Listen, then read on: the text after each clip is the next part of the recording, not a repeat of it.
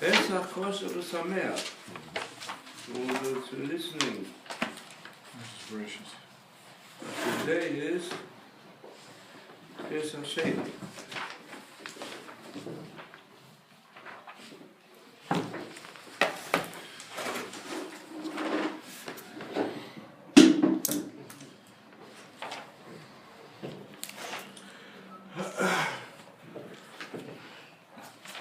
The significance of the second Pesach is that if force of circumstances have brought you a situation you won't be able to fulfill a mitzvah, you're given a second chance to fulfill it. So in order to understand this on a deeper level, let's have a look what it says in the Midbar, Book of Numbers, chapter 9, verse 1. In Jerusalem Bible, page 170. Hashem said to Moshe in the desert of Sinai, the first month of the second year after they came out of Mitzrayim, saying, let the Bnei Yisrael also keep Pesach at its appointed season, 14th day of this month, it's the day, the 14th of year. In the evening you shall keep it at its appointed season, according to all the mitzvahs connected with it, shall you keep it. So Moshe spoke to the Bnei Yisrael, they should keep Pesach. And they kept Pesach on 14th day of the first month, evening, that Hashem had commanded to Moshe, so did the Bnei Israel. And there were certain men who had been made impure, defiled by the dead body of a man that could not keep the Pesach on that day. They came before Moshe and before Aaron on that day, and they said to him, what are we going to do? Can't we get a second chance? May you not offer an offering of Hashem in its appointed season amongst Am Yisrael? Moshe said to them, stand still, now I hear what Hashem will command concerning you.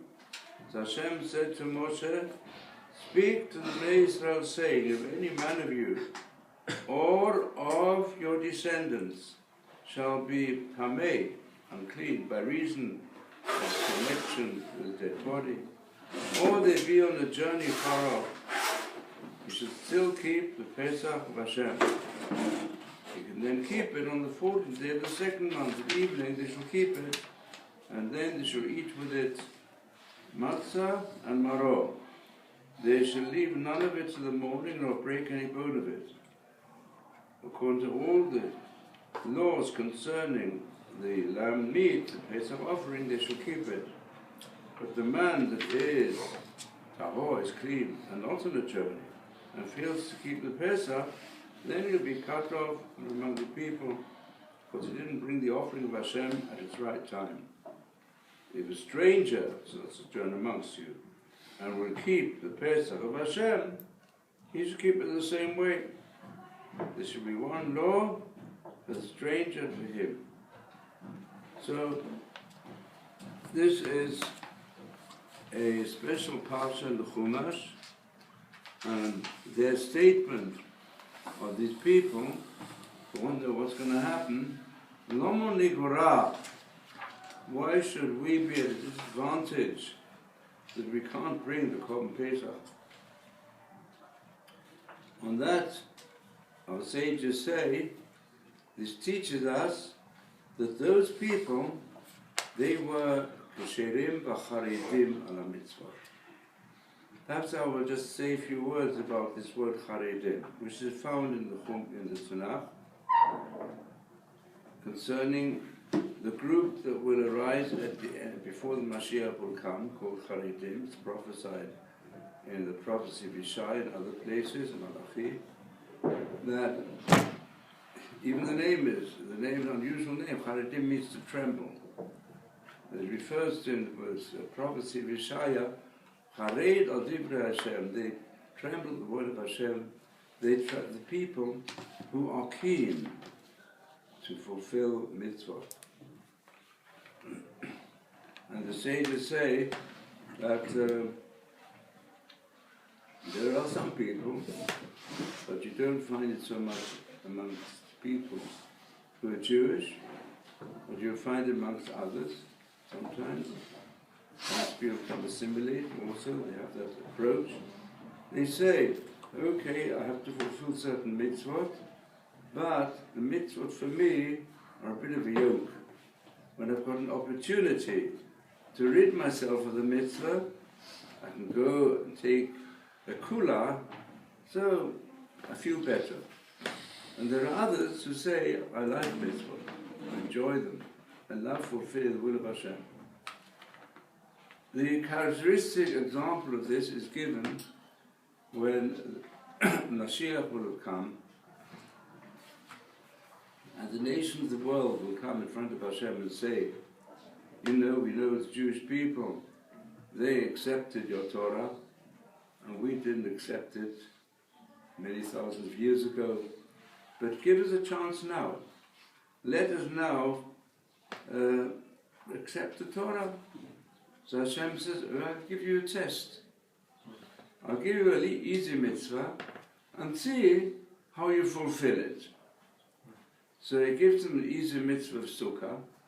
It's quite easy because the minimum of mitzvah of sukkah, so you take a few branches you've cut off and you make a bit of a roof out of them and you build your walls and put them on top.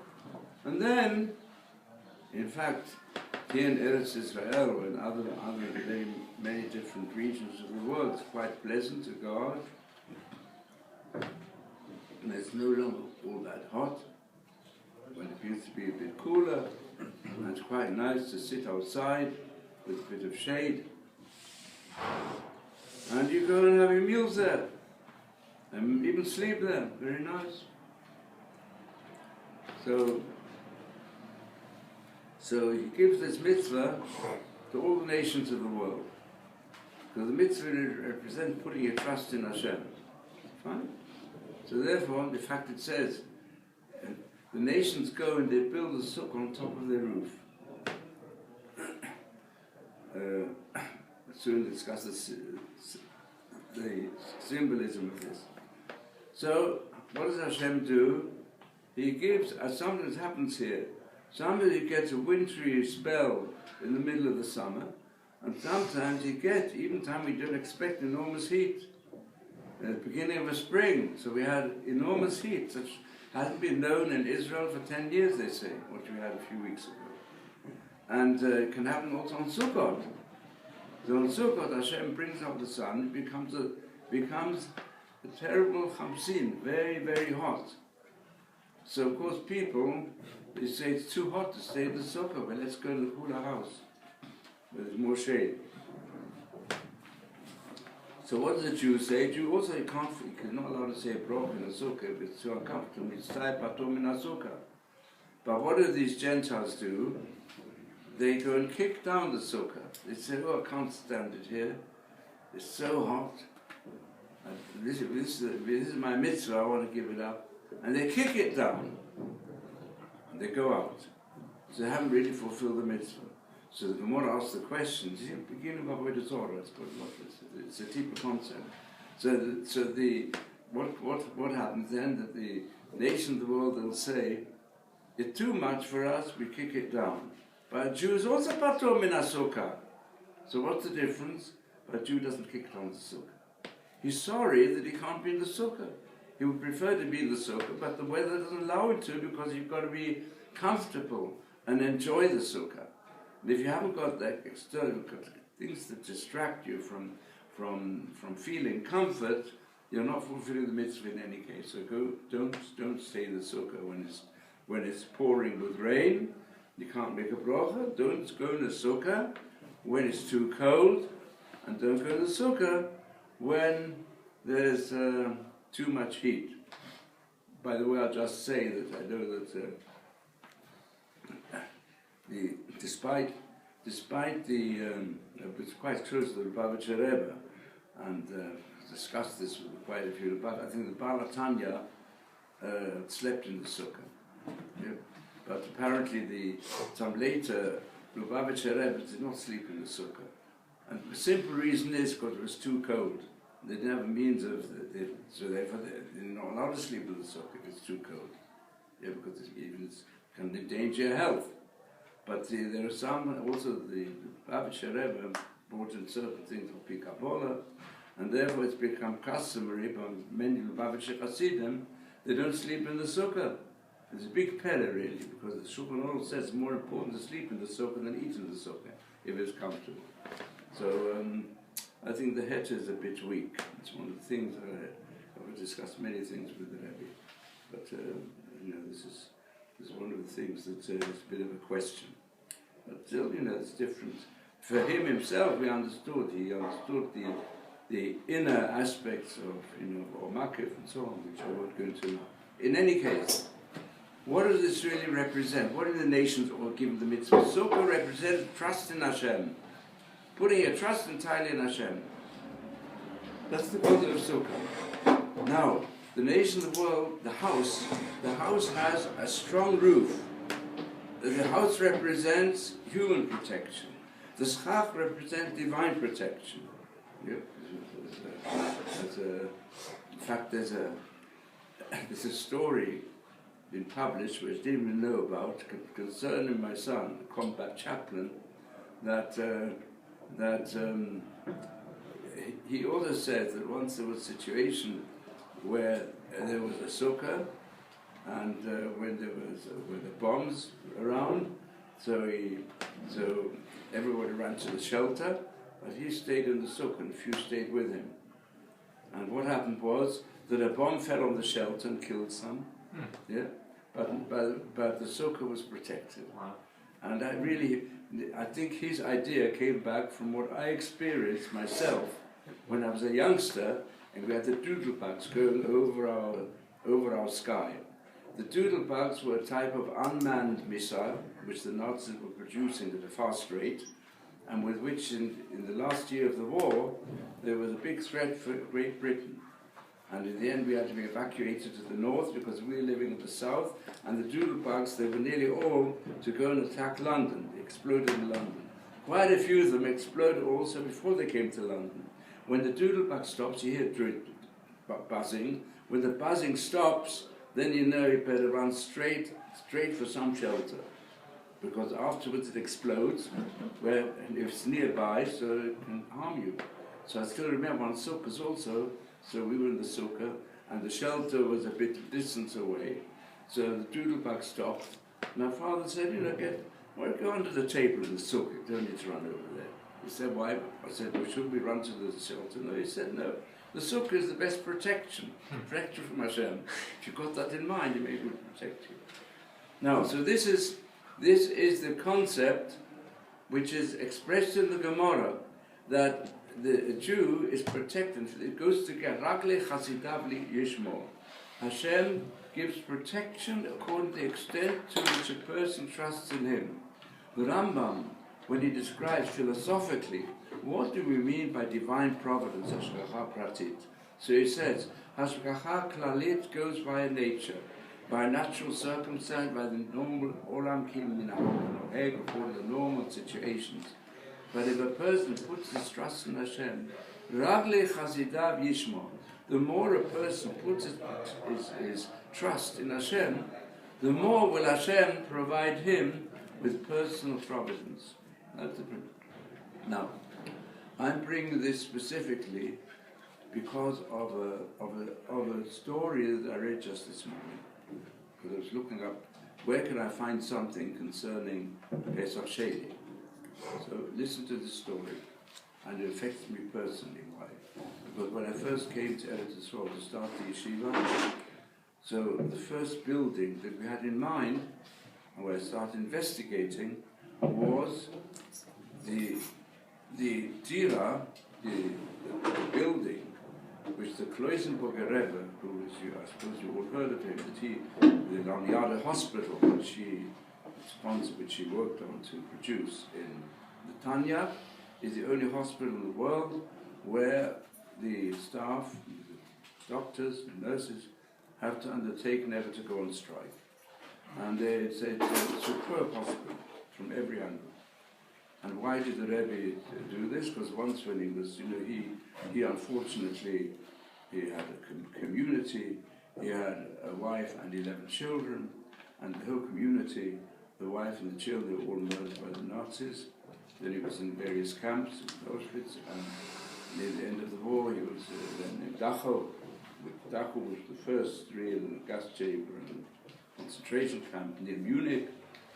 And the Jews in the different parts of Poland, in the various camps, they were put on a death march. They were put on a death march to go into Germany. Most of them died on the way. So this is the evidence given concerning Kledenberger, which I connected with him as well, right at the beginning. I had the chance to speak to him personally quite a few times, because we were going to buy that building. At the end, we didn't take it because downstairs was the mikveh for women, but didn't really suit us so much. So we decided on taking a building in Sanhedrin. So the yeshiva started, it's going back 47, 48 years ago, when I came in to start the yeshiva. But as a result of this, I had connections all along. And his executive director was in fact a close friend of mine. And I was present when he laid the foundation stone for the hospital, which gave a fantastic, we can say autobiographical description of what brought him to make this decision to build such a hospital. But here there's an episode which is in a sefer called Lapid Eish from a person who survived, together with the Kledenberger Rebbe. It's well known that when he was in the camp, he constantly tried to keep cheerful and make others cheerful. But now listen to this episode, which took place near the end of the Holocaust, where he, together with others, were in this camp, Dachau. What did the Germans do? They destroyed every sign of gas chambers and crematorium in Dachau. But they didn't want the Allies, who were becoming strong. They were obviously going to be able to destroy the whole of the Nazi regime. So they didn't want remnants to be left. So what did they do with the Jews who were there? They put the Jews on trains without a proper destination. So it happened as follows, that in the last days of the captivity of the Jews by the Nazis, when the Germans felt they're about to be eliminated, and because Dachau they'd already destroyed, I'm here to paraphrase it literally, in the last months, they tried to find different ways to eliminate the remnants of the Jews who were there. So they took all the further ones who were forced slaves, who were left in the camp, on a death march, which was extremely cruel, which lasted many days. And they made them walk from one place to another, without food, without destination, without any place to sleep, in order to afflict them. And sometimes they put them on train carriages that took them to different places. Others they took them in a place where they could escape, where they could not be seen by the American bombers who was bombing many places where they saw Nazis possible. So it happened on Erev Parshat Emor, which happened to be Pesach Sheni, like today. The following happened. People said this is about to be freed, and the train stopped in one of the villages when the Jews were cramped like sardines in the carriages.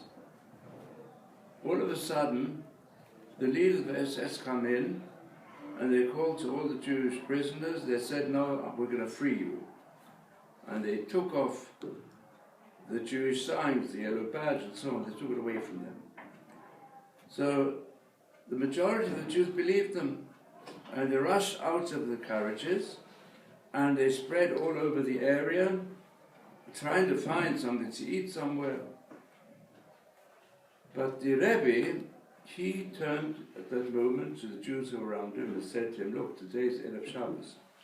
So what are we going to do? Run around? So therefore, and he said quietly that I think that this is a trick. Anyway, so he suggested to the people around him, please all stay with me inside the train carriage. So some of the people accepted it, including this person who became a survivor, who describes it. After a sort of time, it was clarified to those who were so, those who were there, Ragli Chasidav Yishmor, Hashem protects the feet of his saints. Because without any previous warning, all of a sudden, from all around where all these Jews were scattered, there came Nazi motorcyclists with guns, machine guns, and they shot in every direction to kill as many of the Jews as possible. They were all running around. At the same time, there were American planes above who bombed the whole area. Well, then it is a Nazi area. And all, of course, a lot of the Jews there to be killed. Only the Rebbe and those who were with him, who did not go out of the carriages because it's just almost Shabbos, they said, let's stay here, they remained alive. Now then, afterwards came the night, and then came Shabbos. I didn't know what to do now. The Rebbe said, listen, the main thing is, let's try to fulfill the mitzvah of Sudas Shabbos. Because all through the camps also, he always made sure he had something, whatever it was, a bit of potato or something to eat, on which he made the Suda of Shabbos. But often, it was very difficult. He went around to people and said, maybe give me a little bit, and then we'll make a Suda together. So he went round the carriages, in which they were still there, and he asked, who wants to obtain Olam Haba? Give me just a little bit to eat for Kavod Shabbat, and together with you, whoever has got something, we'll make a Suda. So he came across a person called Rabbi Yaakov Khan from Selish, who in hiding had kept under his shirt a few raw potatoes, and he gave the Rebbe a single potato. Immediately the Rebbe started singing, because it was already Shabbos, started singing Zmiras for Shabbos, and he made a Suda, and got the others to join in. And then when he came, then he wanted to go further, to also have Suda for the daytime. And this made the Rebbe so happy. He said, I can't give you enough thanks to this Yaakov Khan who had these potatoes and gave him a little bit for each one of the 3 meals. And he said, you don't know what pleasure you've given me, and your reward is surely so great.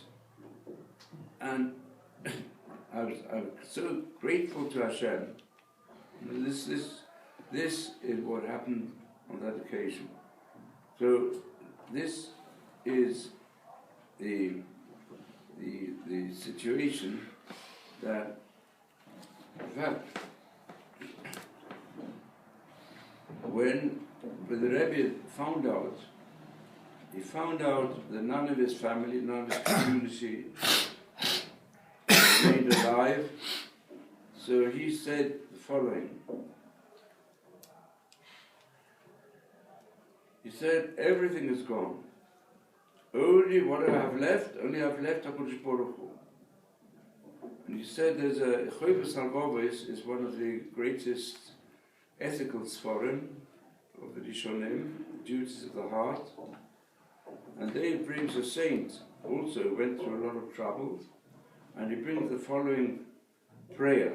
He said, my God, You've caused me to starve. You've left me without clothes. You've put me into a dark place. But I'm going to tell you, even if you burn me in fire, I will continue to love you, and I continue to have joy with you.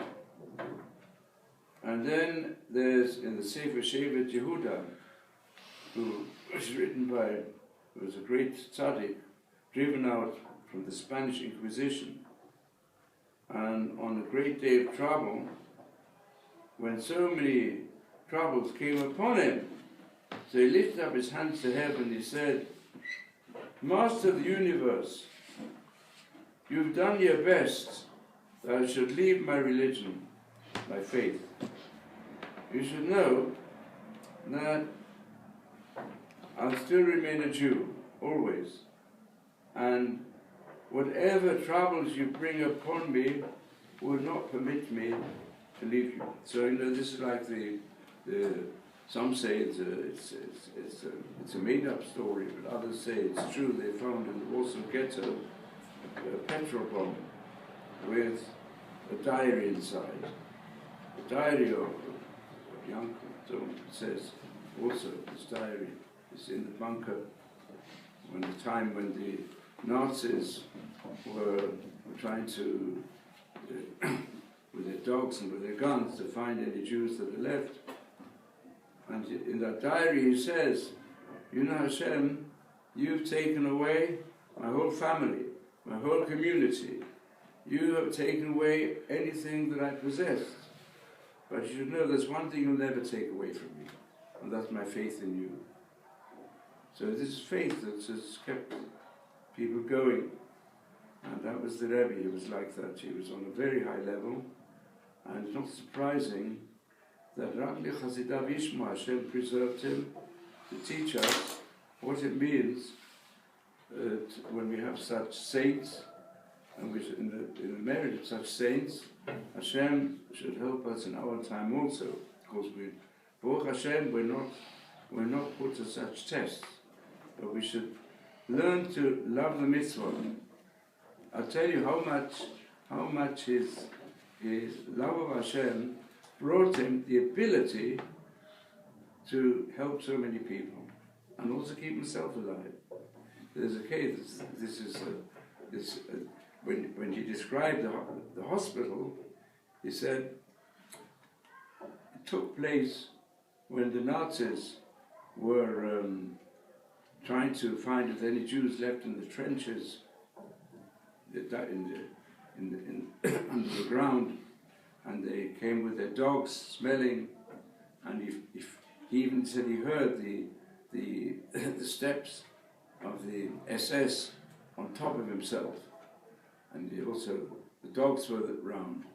And so he said a prayer to Hashem. He said, Hashem, if you will save me, I'm going to, when I come out, do everything possible to create a place of healing people and helping people, and build also a hospital open to all human beings where they should try to save lives as much as possible.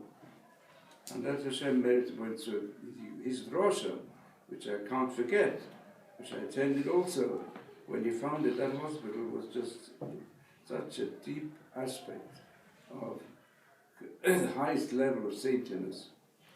And this is, even today we know, of course, we should say to Hashem, there have been such tzaddikim who have gone through the 7 gates of Gehinnom, and worse, it can never be imagined.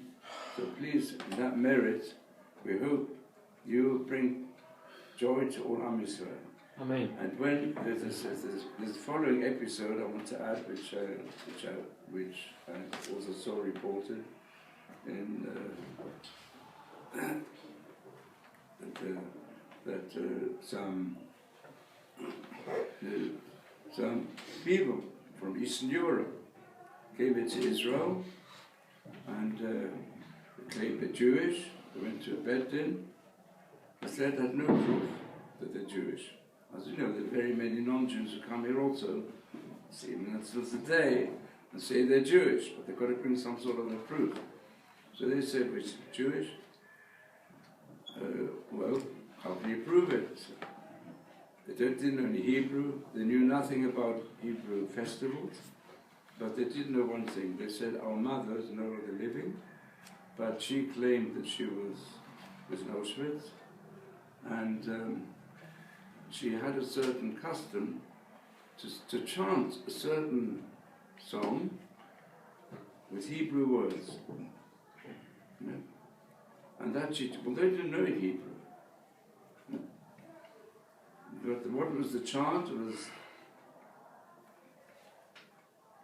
Yan Ashelo Devat Hashem Simcha V'tuv Levot, and she sang it with a chant. I said, "Where did you get that from?" Because she told us a story. She knew no Hebrew, knew nothing about Jewish religion, but she was in the work camp with a young man who always had a smile on his face.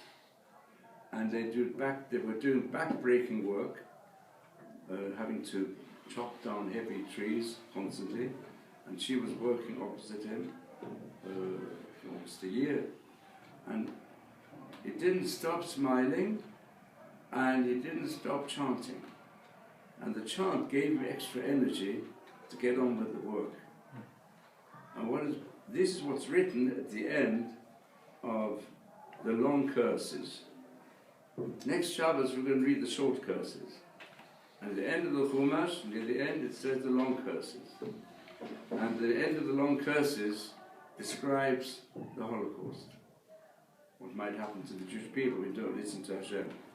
And there it says, because you did not serve Hashem in joy, that's where all the troubles are coming upon you. Because you've got to enjoy serving Hashem. Not serve Hashem thinking that it's a yoke upon you. And you've got to feel the enjoyment that comes, the higher level of living that comes through the mitzvah. And if you don't do it, suffering will come upon you. And that's why he felt, how can you, well, in Auschwitz you can express happiness? Not possible. Nearly all the Jews, they became zombies. But he never became a zombie because he kept up his sense of the joy of mitzvah. You could see also from the episode which I found out early this morning. So you see, he was a person who learned to transform the experience of life that Hashem gives, the highest level of joy. So, even such situations. And so, first when these people who came from Eastern Europe, they brought this episode that I unnamed, they were amazed. They said, "Who could have done that?" And they started inquiring from other people. In the end it came, that was the first and then until then his life, he kept on strengthening every act of chesed that could be done by Jewish people. He strengthened also the study of Torah, to strengthen in every way. Today we have Dessler, we have all these things. He started Mifal HaShas, getting people to really try to master Torah learning, because he knew that Torah learning, this is the source of the joy for the people of Israel. If a person just keeps the mitzvah without learning Torah, how can he feel the joy to the full? Well, if you learn Torah, but learn it with joy. That's why also, one of the first questions I ask every student who comes here, what do you enjoy learning? You can't, if you read, not everybody enjoys the same subject in the same manner. That is why it's very important, the person has enjoyment, which mitzvahs does he like, and which learning Torah does he like. And that's the way in which we can grow. The more a person enjoys what he's doing, the more does it improve the fulfillment of his potential.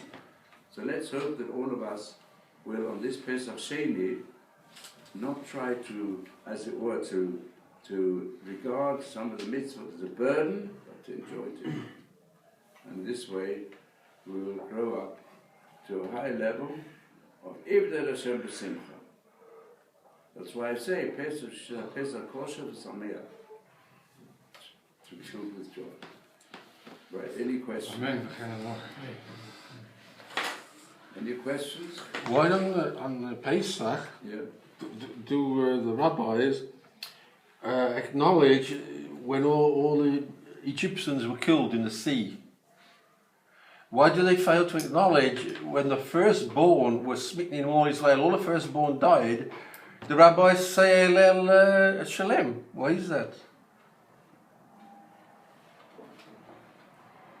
You're asking about the difference of the first day of Pesach and the other days of Pesach. Yeah. First day of Pesach we say the complete Hallel, Yeah. and the other days we only say half Hallel. One of the reasons is because the Am Yisrael, the Chazal say, were also idolaters like the Egyptians, and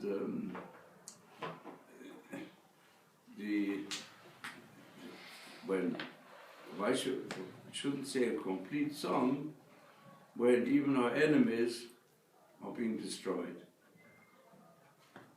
When your enemies don't rejoice when your enemies fall. We've got to be happy that evil goes away from the world. But still, it is sad that people don't change, unfortunately, and therefore Hashem punishes them. So your question now is, on the firstborn that died, all the firstborn in Egypt died. So why do we say Elel Shalem? Yeah. What's the difference between the two? So you find that at the beginning of the 10 plagues, Hashem already says before they started, he says, you think, you the Egyptians, you think, you the strong men amongst you rule the world.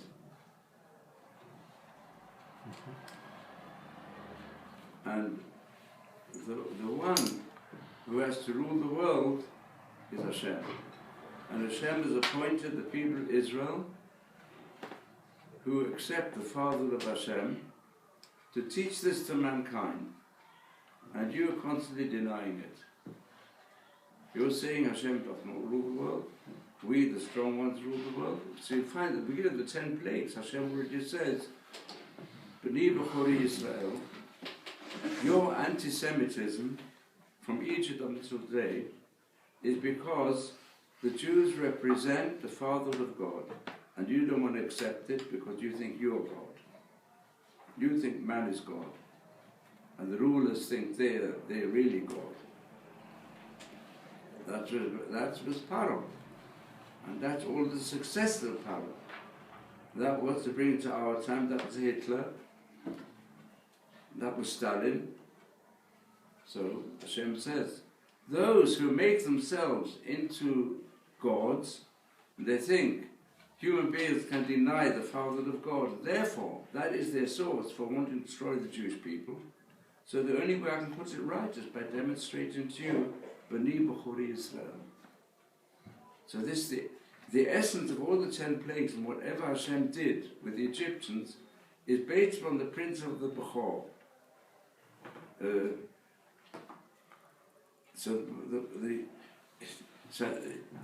Which goes on afterwards, because it didn't stop with Paro. It continued also with Ishmael, and then afterwards with Esau. In fact, I'll put it today. Yesterday we had a discussion, also in my son, concerning birthright. Even through the Shlishas, we were discussing it, birthright. What's the birthright program? If you go, it's interesting they chose this term. The birthright is best known from the Chumash, from Yaakov obtaining the birthright from Esau. Esau was following the way of Paro. He says, the right of man in the materialistic world is the strong materialists take over. The struggle for existence gives supreme power to those who are strongest, and the others have to disappear. Even we see the Darwinistic concept of the survival in the struggle for existence for those who are able to conquer the weak ones. That's what it comes to. But that is not the concept of the world. Hashem says the opposite.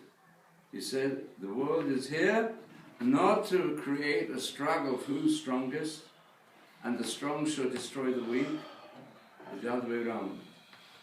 We do not say that might is right, we say right is might, the other way around.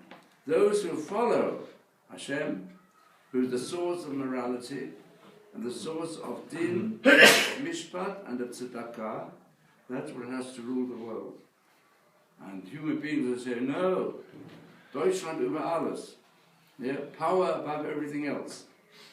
And they exert that, when they rise, they find their greatest opponent, and all their hate is direct against the Jewish people. But we're going to go, this is the real source of what's happening to Ishmael also. Ishmael was given opportunity. Avraham Avinu hoped that Ishmael would become a partner. Although he knew Ishmael is Pere Adam, but he said if he will subject his Pere Adam, his animalistic instincts, and help to establish a people of Israel who will also have physical and material power, but it will entirely subject it to the spiritual and moral purpose of mankind, to develop the divine image of the human being, to channel the materialistic instincts instead of the opposite, then he could have joined in. But he chose to allow the whiteness to take over. And that's today. There is still a struggle within Islam. There are some who are the real teachers of Islam who know that even the truth of Islam is a moral streak in Islam, and not the materialistic one. Who recognize one God, and that one God is a moral God, and that one God wants life and not death. But unfortunately, the wildness has come out, and today, this big part of the world is allowing that wildness to take over mankind to destroy the human race. And that destruction of the human race goes back to Paro. Hashem said, I want humanity to survive. I don't want the world to become destroyed, as happened in the time of the deluge when Hamas took over. Now Hamas is today in alliance with Daesh, and shown by many things. And Daesh are only interested in throwing the Jews of Palestine into the sea. And not only the Jews of Palestine, it also extends further to all the Jews in the world. You can't say anymore today that's only Israel. But they're joining hands with all its hatred and the methods which were used by Hitler, and even the most recent act of Iran to give prizes to those who can make the best caricatures of what they call as the fake Holocaust, which never existed, they don't want to make it fake, and they've made conferences before of those who deny the Holocaust, because they think Hitler didn't finish his job.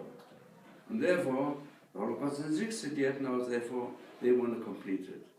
But when they complete it, it won't be just genocide, it'll be omnicide. It'll be the death of mankind.